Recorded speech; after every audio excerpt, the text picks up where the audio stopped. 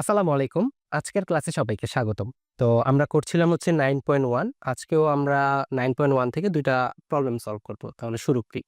১ম এ আছে হচ্ছে ১০ নাম্বার প্রবলেমটা যে এখানে আমাদের প্রমাণ করতে হবে যে এটা ইকুয়ালস টু sin A আর ১১ নাম্বার প্রবলেমে এটা ইকুয়ালস টু এত।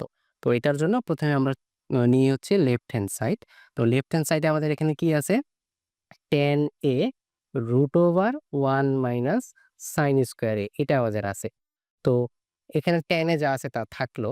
এখানে যদি আমরা একটু খেয়াল করি 1 minus sin square A 1 minus sin square A সমান, সমান আমরা জানি হচ্ছে cos স্কয়ার A এটা চলে আসবে cos স্কয়ার A এখানে root over equals to tan মানে আমরা কি জানি? tan মানে আমরা জানি sin A divided by cos A into এখানে যে স্কয়ার আর রুট কাটা চলে যায় আমরা জানি। তাহলে শুধু কি থাকবে? cos A এখন এখানে যে cos A R cos A কাটা চলে গিয়ে শুধু থাকলো sin A এইটাই হচ্ছে আমাদের এই যে কাঙ্ক্ষিত রাইট হ্যান্ড সাইডটা। এটা আমাদের প্রমাণ। তো এইটা গেল। তারপরে আমরা যদি ১১ নম্বর প্রমাণে আসি, এখানে বলছে যে left hand side equals to sec A plus tan A divided by cosec A plus cot A এটা দেয়া আছে। এখন এখানে আমরা একটা কাজ করব। এই যে sec A plus tan A divided by cosec A plus cot A এটা আমাদের যা আছে তা উঠাইলাম। তারপরে এখানে একটা কাজ করব যে sec A plus tan A যেটা আছে এটার বিপরীতটা দিয়ে একটা গুণ করব। যে sec A minus tan A ঠিক সেম ভাবে এখানে করব হচ্ছে cosec A minus cot A এখন আমরা যে এখানে গুণটা করলাম এটা তো এখানে ছিল না।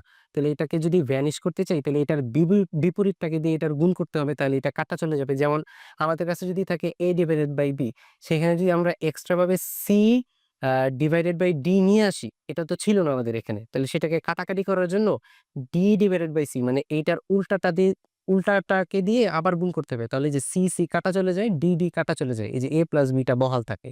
এর জন্য যেহেতু এটা আমরা এক্সট্রা নিয়ে আসছি সেহেতু এই যে এইটার বিপরীতটা দিয়ে আমরা গুণ করে দিব। মানে এই যে cosec A minus cot A এটা চলে যাবে উপরে, cosec A minus cot A এটা চলে যাবে উপরে ডিভাইডেড বাই এই যে sec A minus tan A এটা চলে আসবে নিচে। sec A minus tan A এটা চলে আসলো নিচে।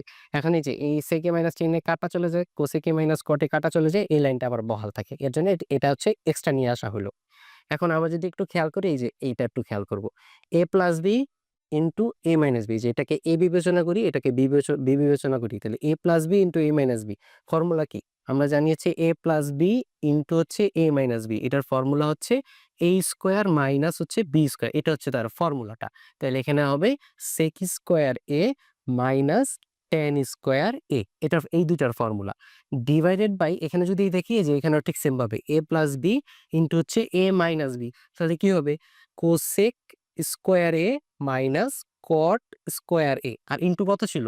ইনটু ছিল হচ্ছে cosec A minus cot A divided by sec A minus tan A এখন আমরা যদি খেয়াল করি যে sec square A minus tan square A এটার ফর্মুলা আমরা জানি 1 cosec square A minus cot square A এটার ফর্মুলা আমরা জানি 1 ইনটু আছে cosec A minus cot A divided by sec A minus tan A এটা ছিল আমাদের। তাহলে ফার্স্টে 1 টা লিখলেও চলে, না লিখলেও চলে। তাহলে শুধু থাকবে এই পার্টটা।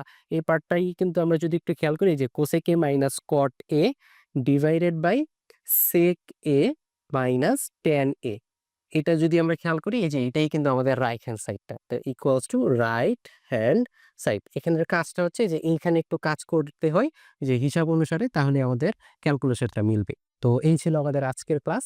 সবাইকে ধন্যবাদ। আসসালামু আলাইকুম।